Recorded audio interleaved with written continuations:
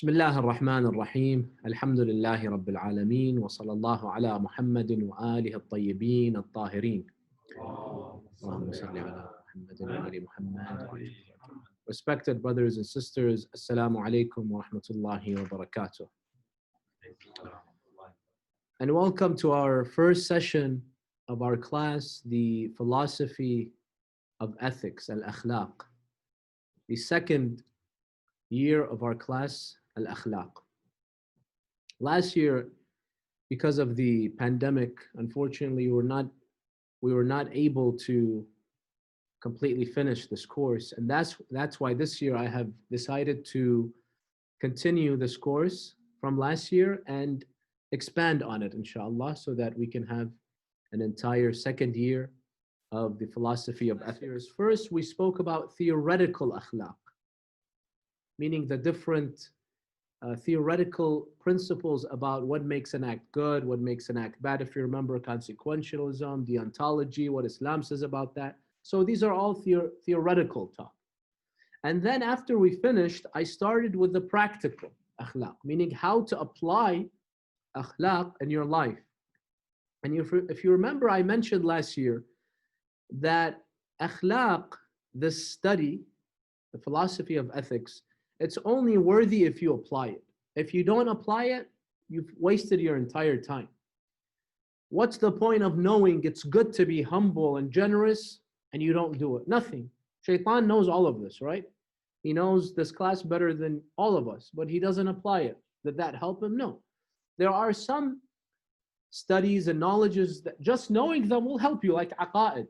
Some of you have taken aqa'id in this hawza elsewhere. Most of the content, you just need to know it. Know that there is a day of judgment. Know that there is a prophet. Know that there is an imam. Of course, you can apply that, follow the imam, act as if there is a jannah and nar, but that's, a different situation. That's a different topic. Just believing in itself is good. You'll get credit for that. But ilm al-akhlaq, knowing the vices and virtues and not applying them is worthless. You're either at 100 or 0. If you don't apply them. Of course, the level of implementation is different, but just knowing it is useless. We said this last year about ilm al-akhlaq. And we also said that the ultimate goal of this class is what? The ultimate goal is to develop virtues, to develop dispositions. So if you remember, I gave the example of generosity. Instead of teaching you how to be generous, or telling you generous is to give, or generous is to help others, the point of this class is to help you in developing the disposition, the virtue of generosity. Because once you have that, the act will come. We don't teach you the act, the physical act. We teach you in this class, we learn how to develop that inner quality, the disposition. Once you have the disposition guides you. It becomes second nature. And we spoke about that. So this is the ultimate goal of ilm al-akhlaq. Keep this in mind. I remember in the test that we had last year, the midterm, some of the answers, they were correct, but it wasn't the ultimate, because in the test there was this question: what's the ultimate goal of ilm al-akhlaq? It isn't to be generous. It isn't to learn the act of generosity, the act of humbleness. No, it's to develop dispositions. Disposition is a quality that has become like second nature for you. Nobody tells you. You just automatically do it. This is what we call as dispositions. And this is the ultimate objective of ilm al-akhlaq. So remember this. So if you see someone doing a good act and you emulate, that's good. But have you developed the disposition? No. Tomorrow you're going to forget. Remember, we call this the malaka, the disposition. When do you master the art of ethics? When you have developed the second nature, that you automatically are humble without a reminder. You're automatically content. You're automatically patient. You're automatically generous, and so on and so forth. All the virtues that we spoke about and will speak about. Once you develop the malaka, that disposition, the second nature, then you have reached the ultimate objective. Now you can say, Alhamdulillah, I've reached my goal in this class. How do you develop the disposition? This is what we're speaking about. When we reach practical akhlaq, we said anytime you have a vice, you want to replace it with a virtue, there's a 4-step system that you have to go through. And it's similar to what, the health system. And curing any individual, we said, how do doctors do it? This is exactly what we do, because vices are a type of sickness of the soul. How do you get rid of it? In the same way that you get rid of physical sicknesses. We said it's a 4-step system, just to remind you before I start with today's session. Number 1, we said, is what? What was the first step? Can anyone remember? Diagnosis. First, you have to diagnose yourself. Someone has to diagnose you. You have to know that you have this vice. Because remember, many times we're not aware. I'm arrogant and I don't know it. I'm not going to try to solve the arrogance if I don't know I'm arrogant. I'm not going to try to solve my stinginess and cure myself of it if I don't know. So number 1, diagnosis. How do you do that? We mentioned there's a few ways. You ask other people. You look for signs and traits of an arrogant person. I see 3 or 4 signs. I always like to talk about myself. I always interrupt others. I love when I'm praised. I think I'm the best, so on and so forth. If these signs apply to me, that means these symptoms apply to me, that means I could be arrogant. Not necessarily. Remember, sometimes because they may be symptoms of more than one trait, but if you 4, 5, 6 of them, it's exactly like with the coronavirus. They ask you, do you have the fever? You mark yes. Does that mean 100% you have the virus? No, that's a symptom. Do you have a runny nose? Yes. Do you do you cough? Yes. Do you have shortness? The more symptoms you have, the more you are sure that you have the coronavirus. Now, I wish there was a test, the nasal swab they do for the vices of the soul. There isn't, but it's kind of easy with the ways that we mentioned. Coronarcism, ahsant. I wish there was a test, but there isn't. So you have to go through the ways that we spoke about. Look for the symptoms. Ask other individuals. This is something we don't do. I spoke about that. Ask other individuals. Sit with them frankly and allow them to be frank with you. Don't get upset because sometimes they won't be honest because they don't want to hurt your feelings. Tell them no. Tell me for my own good. Yeah, you're arrogant, you're this, you're that, you're stubborn, you're impatient, whatever. And there was a third method we mentioned of diagnosis. Anyone remember it? Symptoms, ask others. Number 3, put yourself in other people's shoes. Because many times when another person does it to me, I see it as arrogant. I see this person as stingy. When I do it, I don't realize. Put yourself in that person's shoes. When you didn't do this, when you did that, when you didn't stand up, would you consider that person as being arrogant? Then apply it to yourself. So that was number 1, the diagnosis stage. Stage number 2 was what? Mention it. Finding the cause. If you find the cause of your problem, the solution will become easier. This is what they do in the medical field. Why do I have a headache? Well, maybe it's because you're bumping your head every day against the wall. Know the cause, the treatment will be easy. Why am I arrogant? We spoke about, look at the causes. Maybe it's because I have a misunderstanding of what it means to be arrogant. Remember, this is the cause stage. When we understand the cause, that will help in the treatment stage. Number 3 was what? Third stage was treatment. So diagnosis, cause, and treatment, which is the most important. Okay, now that I know I have this problem, I know why I'm arrogant, how do I treat it? And number 4, which I didn't really speak too much about it because I felt like it goes under one of the other 3. So only with certain virtues I spoke about number 4, which was preventing, the preventive measure. Forgot what I called it, but the preventive measure. And they also do that in the health system, Okay, now that you have the treatment, try not to go back to having the problem again. So we called that the preventive measure. And I only applied it to some virtues because most of the times, whatever you want to say in it, it's already in the cause, mentioned in the diagnosis, cause, or treatment. So that's why, realistically, it's a 3-step system of purifying the nafs. So we spoke about a few virtues and vices. Anytime I mention a virtue, I mention the opposing vice. I mention actually I begin with the vice and then I go over the opposing virtue. Last year we spoke about knowledge versus ignorance. Ignorance is a vice, knowledge is a virtue. We also spoke about arrogance versus being humble, humility. We spoke about stinginess versus generosity, right? Riya versus ikhlas. Riya in your niyyah when you do something not for God versus ikhlas when you do something specifically for Allah subhanahu wa ta'ala. So today, inshallah, we will continue session 16. Now, I named it session 16. It's practically session 1, but from last year, we stopped at session 15. So this is technically session 16, but this year's session 1. So today's vice that we will speak about is al-hirs. Al-hirs. Al-hirs is greed. Al-hirs means greed. Now, what is the definition? I always begin by defining what the vice is. What is the definition of greed? Greed, al-hirs, is defined as being the desire to possess something. This is greed. You want to possess money, land, whatever it may be. This is called hirs. This is a vice. It reaches it's a feeling of never having enough. The more you have, the more you want. If you have that quality, this is a vice called greed. Now, greed isn't always a vice. Let me just make this clarification. Greed isn't always a vice. The greed sometimes is good.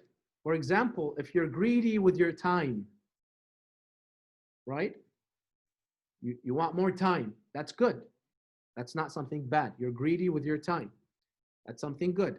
If you're greedy with the thawab, right? Someone's greedy. He just, anything mustahab in the books, he wants to do it. He jumps to it. Oh, let me pray salat today. Is this bad? No, this is good. So greed for anything that has to do with the akhirah, if you're greedy, you want it, that's okay. That's not a vice. In fact, that's a virtue. So when does greed become a vice? If it has to do with the dunya. If it's, for example, money, power, you want power, cars, watch, a luxury house, luxury, whatever. Anything that has to do with the dunya, you have this feeling that I want it. You don't have to say it. Remember, we're speaking about dispositions. We're speaking about inner qualities. If you feel like, oh, I want that bag, I want that phone, that feeling of want, this is called hirs. This is called greed, and this is a vice.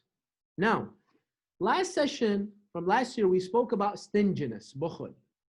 There's a difference between stinginess and greed. We use them interchangeably, but there's a difference. Remember, we said stinginess is someone that doesn't want to spend. He has $1 million, he doesn't want to spend. He just wants to keep it. So he's attached to what he has. This is stinginess. A greed is when you want more. Usually a greedy person is stingy, a stingy person is greedy, yes, but they're different. Oh, another vice I forgot to mention we spoke about last year is narcissism. Remember we said narcissism and arrogance, they're very close to each other, but there's a difference between narcissism and arrogance. Most arrogant people are narcissists. And most narcissists are arrogant, but there's a difference between them. We said a narcissist is someone that loves themselves, but doesn't belittle others. An arrogant person loves himself and he belittles others. You see, there's a fine distinction. So there's also a difference between stinginess, al-bakhil, and greed, greedy person, which is the tamma', the haris. So the stinginess is someone that wants to keep everything. He's obsessively attached versus someone that wants more and more. So you can have someone that's greedy, but at the same time generous. How? Exactly. He's greedy. He wants. He never has enough. But as soon as he gets it, he gives it away. So he has a virtue and a vice. You shouldn't want so much, unless, of course, you want it for your akhirah. Remember, you want it to give, to help people, then this is for the akhirah. It's not for the dunya. You can have someone that's greedy, but at the same time, generous. You can have someone that's not greedy, and we'll get to this. What's the opposite of being greedy? Being content. You don't want, alhamdulillah, what I have is enough. I don't want that. This is the opposite virtue. The vice is greed.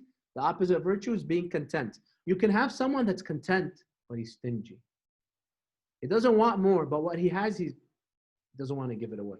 That's kind of rare, right? I mean, when you're stingy, you're greedy. You want more. But there are certain individuals. I know someone who is content. He's not greedy, but he's stingy. I know someone who's greedy and generous. So I know certain individuals right now. People I know in my life that are greedy but generous, content but stingy. And of course, most individuals are greedy. Most individuals that are greedy are stingy. Most individuals that are stingy are greedy. So this is the definition of al-hirs and greed. The opposing virtue, as we said, is contentment, al-qana'ah, to feel satisfied with what you have. You appreciate it, you say, you know what, I don't want that. I don't feel like, I have to go and buy that and get that. Some people, whatever something new comes out, they have an urge to go and buy it and get it because there's greed. Others, no. This iPhone 5 is enough for me. I don't even want the new one, even if I can afford it. This is called contentment. What are the benefits of contentment? I'll mention them. Number one, according to the ahadith, one of the benefits of being content is that it is mentioned as being one of the keys to happiness. You want to be happy, be content. And there's a hadith from the Prophet where he says, Al-qana'atu kanzun la yafna. Qana'a, contentment, is an everlasting treasure. If you have it, you'll always be happy. And if you don't have it, you'll never be happy, even if you own the entire world. And I'll explain, inshallah, later on, how greed drives you to wanting more and more, and it leaves you disappointed in the end. While being content makes you happy, relaxed. I'll get to that. I don't want to mention it twice. I think either in the cause or treatment stage, I'll mention how greed makes you unhappy and contentment makes us happy. So this is number one. So that's number one. Number two, the second benefit of contentment is, according to the ahadith, your trial, the way Allah tries you on the Day of Judgment, will be easier. The Quran tells us some people, Allah will be more strict with them. He'll look at every page. Other individuals, Allah will be lenient with them. He'll skip a few pages of your bad deeds. It's a way in which He forgives you. And this is mentioned in Dua Kumail, if you remember, where Allah says, the al-kiram al-katibin, the two angels on your right or your left, الَّذِينَ وَكَّلْتَهُمْ بِحِفْظِ مَا يَكُونُ مِنِّي وَجَعَلْتَهُمْ شُهُودًا عَلَيَّ مَعَ جَوَارِحِ. Amir al-Mu'mineen, he says that, oh Allah, you made these two angels witnesses against me. And then the Imam says, وَكُنْتَ أَنْتَ الرَّقِيبَ عَلَيَّ مِنْ وَرَائِهِمْ وَالشَّاهِدَ لِمَا خَفِيَ عَنْهُمْ وَبِرَحْمَتِكَ أَخْفَيْتَ وَبِفَضْلِكَ سَتَرْتَ. Sometimes the Imam says, even the two angels, they don't see some sins you do. How? I don't know. The Imam says. He doesn't give the example. He doesn't say when, where. He says sometimes even these two angels, they miss some of your sins. Allah says, but I don't miss it. I know it, but I will let it slip through. Even these two angels, I won't let them know. It's between you and Allah. So when He decides to forgive you, nobody knows. That's if Allah wants to give you an easy test, an easy trial on the Day of Judgment, easy investigation. Others, Allah will be strict with them. There are certain actions that make your trial easier, Allah more lenient with you. There are certain actions that make Allah subhanahu wa ta'ala more strict with you. They're mentioned in the hadith. One of the actions that makes Allah more easy with you is if you have contentment. And listen to this hadith, you can see it in front of you. عن الإمام الصادق عليه السلام من رضي من الله باليسير من المعاش رضي الله منه باليسير من العمل. The Imam says, whoever is content with the little that they have. Let's say Allah hasn't given them a lot, but they're content. They say, Ya Allah, whatever you gave me, alhamdulillah, shukran. If you're okay with the little Allah gave you, Allah will be okay with the little that you give Him. You didn't give too much. Yeah, you just did the basic, the minimum. But Allah subhanahu wa ta'ala will count that, that small amount as a great amount. He'll multiply it completely. So however you are with God, He'll be with you. If you have so many expectations from God, I want this, I want that, Ya Allah, I want to be a millionaire. Some people are always nagging. They want more and more. And Allah is going to also be more demanding from you. He's going to be stricter with you. The more lenience you are with Him, the more lenience He is with you. Now that we understand the benefits of being content, let's go back to the vice of greed. What are the harms of being greedy? Number one, greed one of the harms of greed is that it leads to other sins. Having greed many times will lead you to committing sins. And there's a hadith from Imam al-Hasan al-Mushtaba alayhi salam where he says, هلاك الناس في ثلاث. هلاك الناس في ثلاث. الكبر والحرص والحسد. I think I mentioned this hadith when I spoke about arrogance. The Imam says that 3 vices destroy people. They're the most dangerous vices. Arrogance, we spoke about. Envy, that we'll speak about. And greed. Al-hirs. So I don't want to speak about the mention where he speaks about arrogance and envy. We spoke about arrogance, we'll speak about envy, but we'll speak about hirs only, the greed. Why? The Imam said greed is the enemy of the nafs. He says, Al-hirsu aduwwun nafs. Greed is the enemy of the nafs. And then look at what the Imam says, and for it, Adam was taken out of paradise. وَبِهِ أُخْرِجَ آدَمْ مِنَ الْجَنَّةِ. Allahu Akbar. The Imam says our father Adam, why was he taken out of Jannah, paradise, and brought to the dunya? Now remember, it wasn't a sin. He didn't commit a haram. But it was something unwise for him to do. Why did he do it? It was because of his greed. Because the shaitan fooled him, as the Quran says. He told him, if you eat from that tree, you're going to become immortal. You're never going to die. This is what the Quran says. So his greed for being immortal led him to eating from that tree, which ultimately led him to being expelled from the paradise of Allah subhanahu wa ta'ala. So you can say the first mistake committed by a human being was because of greed. Before that, remember about arrogance, the Imam said that the first sin that was committed was by Iblis because of arrogance. I'm better than Adam. I don't want to do sujood to him. And then, so Shaitan's weak spot was arrogance. Adam's weak spot was greed, even though he didn't commit haram. So many times, hirs, because you want, it's going to lead you to commit haram. It may lead you to stealing. It may lead you to, infringing on other people's rights, doing haram acts because you want more and more and more, correct? If you have hirs for certain desires, the sexual desire, that greed for it will lead you to commit certain sins. If you remember a couple of years ago here in Michigan, there was a doctor who, I think in Lansing or somewhere, they charged him with falsely diagnosing hundreds of people with cancer, with chemo. Remember? This was in Dearborn? In Dearborn, even better. So hundreds of people, they underwent chemo. He destroyed their lives. Why did he do that? Because of greed, because he was charging their insurance, because he was making money, right? It wasn't because of arrogance, it wasn't because of, it was because of greed. So greed can lead you to do great haram acts. This is a contemporary example. I remember I read in the news a couple of years ago in New Jersey, a young guy, he killed his father because his father, he reduced his allowance from $1,000 a week, I think, to 500, 400, something like that. Kill your father because of greed. Go back to the times of the Imams.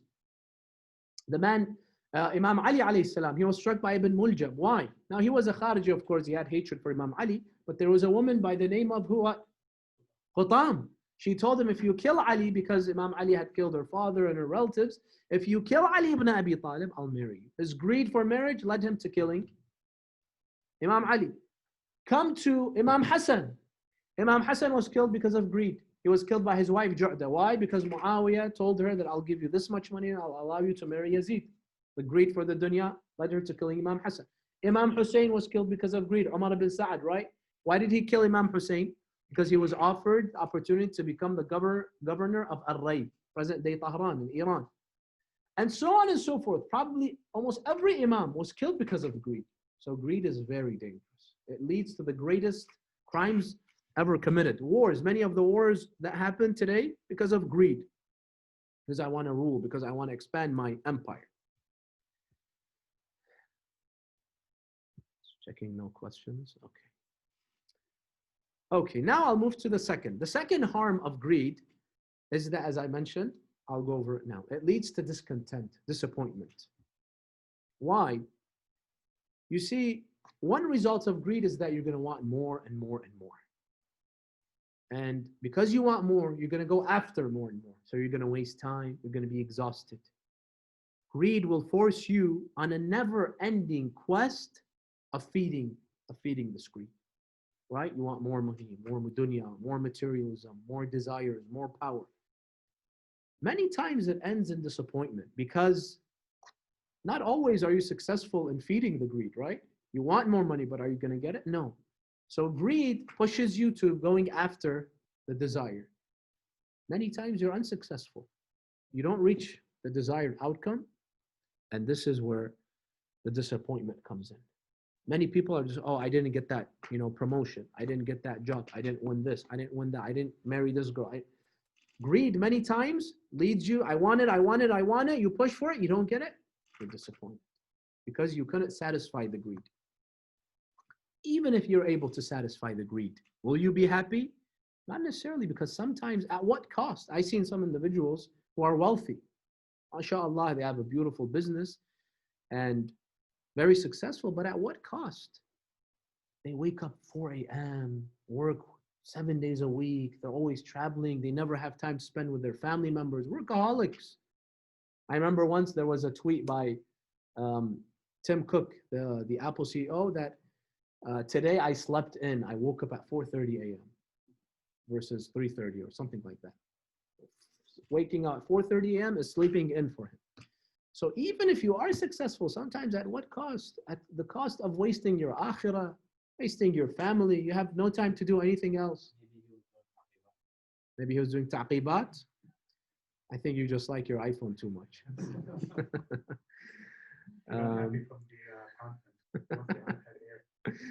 Yes. Taqibat is the a'mal you do after salah. You said after salah, subhanallah, alhamdulillah, certain du'as. They call that taqibat. So greed, I mean, it's a lose-lose situation many times. If you don't achieve what your greed wants, you're disappointed. If you achieve it, you wasted so many other important things. While someone that's content, he's okay with the small things he has in life. He's sitting, relaxed, not worried, no concerns. Remember, when you own a lot of money, there's a lot of stress that comes with it. You're always looking at the stock market. Oh no, it went down 10%. That means I lost 2 million today. You know what that does to you, the stress, versus someone that doesn't have too much. He has just the minimum. Of course, he has other things to deal with, but at least he doesn't have the stress of dealing with, what to do with my empire, what happened with this currency, with the stock market, with the pandemic, with the economy, so on and so forth. And that's why Amir al-Mu'mineen alayhi salam is narrated saying, "Fil hirs ash-shiqa wan-nasab." He said, greed causes disappointment and exhaustion. You're going to be exhausted because your greed's going to push you to always do, get more and more and more for the dunya. Remember, greed for the akhirah, we said it's good. For the dunya is problematic, and exhaustion. Tired and disappointment when you fail in getting what you want. So this is number 2. And the third harm of greed is that you will never, listen carefully, you will never be able to satisfy that greed. The greed of the human being can never be satisfied. It just grows and grows. And this is the hadith of Imam al-Sadiq.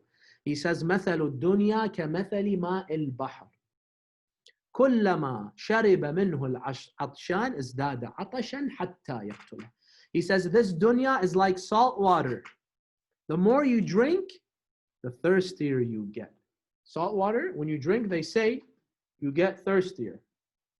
Don't try it, please, and then blame me. Don't try it. Or if you do it at your own risk. But if you drink salt water, they say you just get thirstier. The Imam says this is how the dunya is. You want the dunya? Oh, you make $10,000. Once you taste the sweetness of 10,000, you look forward to the sweetness of 100,000. Once you reach and you taste 100,000, you look at the guy that has 1 million. Oh, I wonder how it feels to get 1 million. Once you get 1 million, you look at 10 million, and then 100 million, and then 1 billion. And then now the ceiling is Jeff Bezos. Good luck. What is he worth? 200 billion now? See, greed never finishes. Trust me, even if Jeff Bezos becomes a trillionaire, and they say he will, he's not going to retire. What is he going to do with all this money? Because the greed of the human being can never be satisfied. So if my goal in life is just to get more and more and more, this is a goal that will never be met. You have to, one day say enough is enough. Now that we're done with this, with the definition stage, we understand the opposing virtue, which is contentment, the effects and harms of this vice. We will go into the diagnosis stage.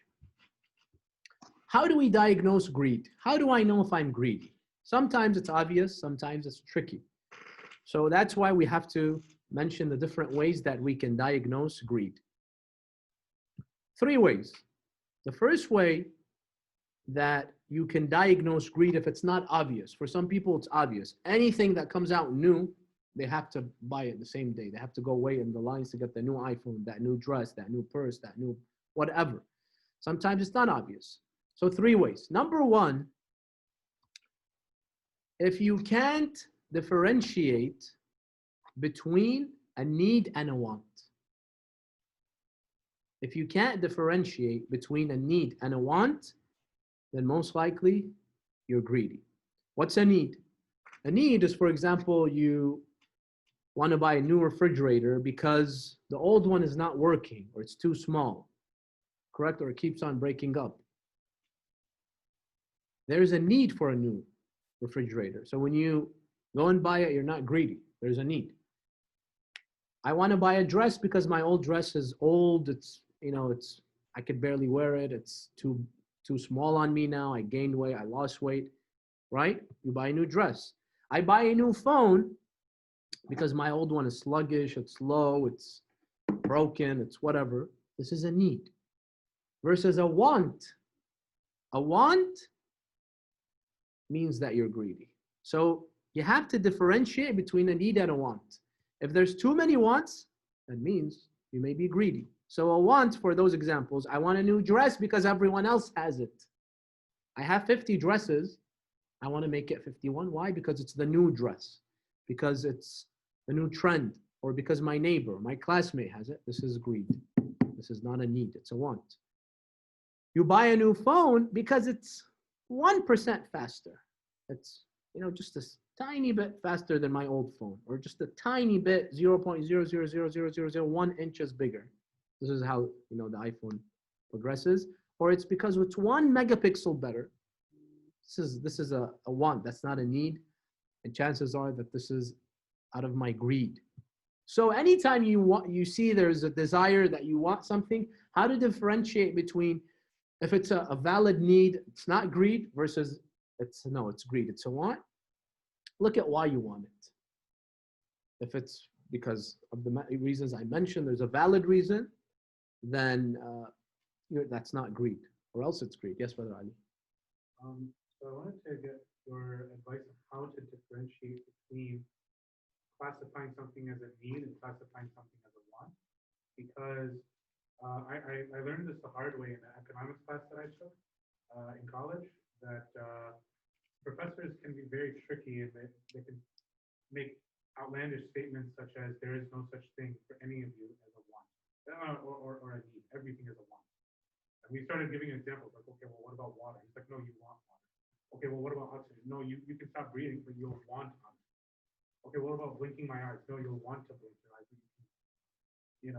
So he wouldn't classify anything as a need. So if you take that to 7 billion people and you amplify that subjectivity, how would you recommend drawing the line between what's a need and what's a want? Well, obviously, this definition is too extreme. Mm-hmm. I mean, you're definitely going to find, when you want to find the definition of what it means to be greedy, what it means to not be greedy, you're going to find definitions on both sides of the spectrum. Like, this is too extreme on this side. Everything's a want. No, most people will disagree with that. There's other people, no, everything's a need. Even my Porsche, convertible Porsche is a need. I need it to look class, whatever. You can tell that these are exaggerations. Find the middle course of what most people believe. Urf. Remember, we speak about urf when you want to understand if this is greed or not. Greed is a term that everybody understands. So always choose the middle course. When you ask most people, they're going to give you a definition of greed, of a need and a want. You take, there's going to be both sides exaggerations, choose the middle. So obviously, if you ask most people, they'll tell you what a need is and what a want is. I mean, if you buy something just because it's the design, the new trend, because it's the newest thing, that's greed. That's a want. But if I buy a laptop because I need it for my school, that's not greed. Yeah, if I buy the most expensive one, but a basic laptop, not the cheapest, a basic average, that's not greed. Nobody's going to most people won't classify you as being greedy. So you make the judgment on that. This is way too extreme. What your professor, this is just a claim. Right. It's just a claim that he's making. I was more so asking for the other extreme because that's a lot more common to find. Like, no, of course. I need this. Exactly. Need that. And I'm reminded of the ayah of the Quran, Exactly. So how would you try to bring them, like if you're in a classroom of such, let's say, hedonistic teenagers, and you ask them, do you really need this? All of them will tell you, yes, I need this phone. I need these, purses. I need these shoes. I need these cars and whatever. Well, we can make claims, but at the end of the day, deep down, the Quran says, بَلِ الْإِنسَانُ عَلَى نَفْسِهِ بَصِيرًا وَلَوْ أَلْقَى مَعَاذِيرًا. The human being knows his true reality. وَلَوْ أَلْقَى مَعَاذِيرًا. Even if he makes excuses, he knows if his excuses are valid or not. So how could you consider, owning a $2,000 Gucci purse as a need? That doesn't make sense. You're playing games. You're fooling your own self. But you need a purse? Yeah. $100, maybe, I don't know, $200. Depends on, obviously depends on your financial situation. But there's an obvious distinction of a need and a want in the urf of your city, of your town, of your people. So Islam doesn't define it, but it's obvious. So ask other people. So how would you know? Ask other people or be fair. Deep down, this is a need or a want. Yes. I don't know. My phone's been cracked for the past 4 months, and I'm gonna buy a new phone. But in my mind, I'm thinking it's haram to pay like $1,000 for a phone. I want to, but then you can make payments. You don't have to pay all down. But should I or shouldn't I? I don't know. I'm just thinking I've had this for like 4 years now, and it's cracked. But I'm thinking if I should buy one or not. Isn't $1,000 like too much for a phone? How did you repair it? Huh? How did you repair it? Well, because it's getting old, like there's so much stuff on here that it got too old. Well, buying $1,000 phone, is it haram? No, we can't say it's haram as long as you don't do anything haram with it, as long as you've paid your financial dues of khums and zakat. We can't say it's haram. But is it the right thing to do? Is it, ethically, morally? It just depends on your circumstances. I mean, if it's cracked and it's really giving you a headache and it's making your life miserable and it's slowing down your productiveness, maybe. But if not, then probably it is greed. So it just depends. I mean, it's sometimes the line, there's a very fine line between need and wants. You just have to be the judge or ask other people, ask your friends, family members, and they're going to disagree and see what most say. So it's a close call. I mean, you just have to make the judgment yourself. Yeah, you have to make the judgment. Is it a need or is it a want? So if you can fit it fairly, objectively under need, it's fine. If not, then it's just a greedy want. That's not haram. Remember, this is akhlaq. We're teaching ourselves to be better. Virtues. It's not haram to be greedy as long as you don't commit sins. But we said the first harm is that you will usually lead you to committing sins because you won't be able to control the greed and it will lead you to committing sins. I need to end very soon, so let's quickly finish. So this is the diagnosis stage. The first way to know if I'm greedy or not, see if it falls under need or want. If it falls under need, I'm not greedy. If it falls under want, then I am greedy. Number two, another way to know if you're greedy or not, if you constantly compare your life to other people's lives.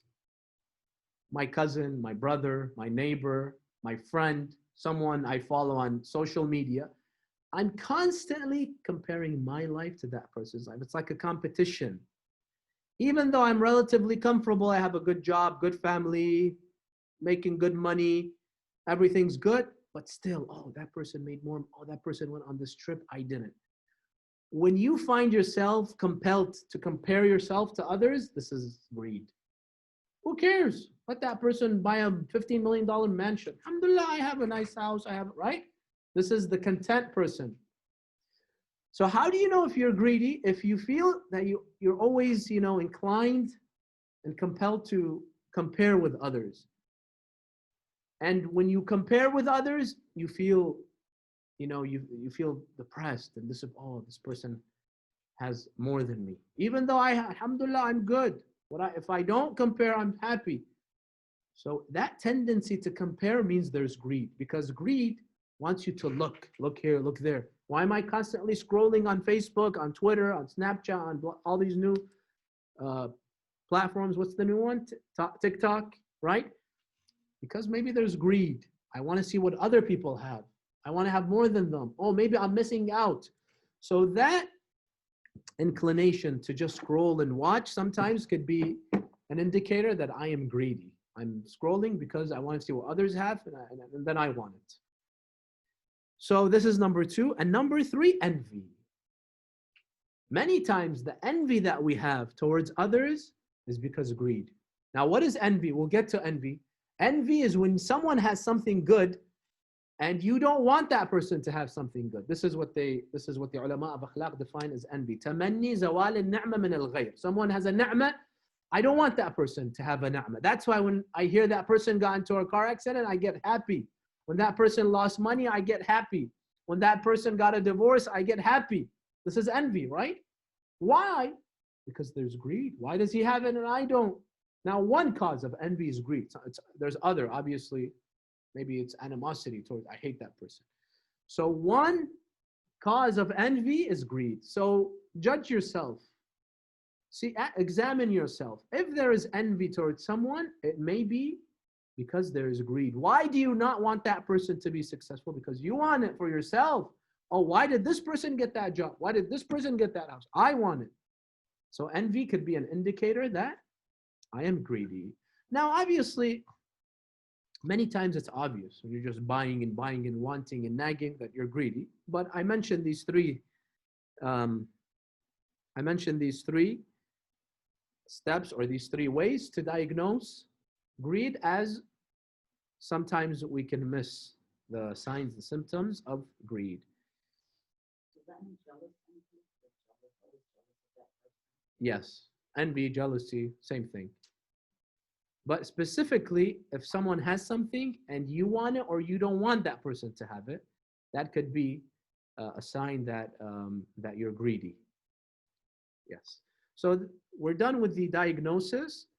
We are left for the cause and treatment, but inshallah, I will leave that to next week. Because thank you so much, brothers and sisters. Inshallah, the class will be posted on YouTube, so you can refer to it very soon, inshallah. Thank you. Assalamu alaikum wa rahmatullahi wa barakatuh.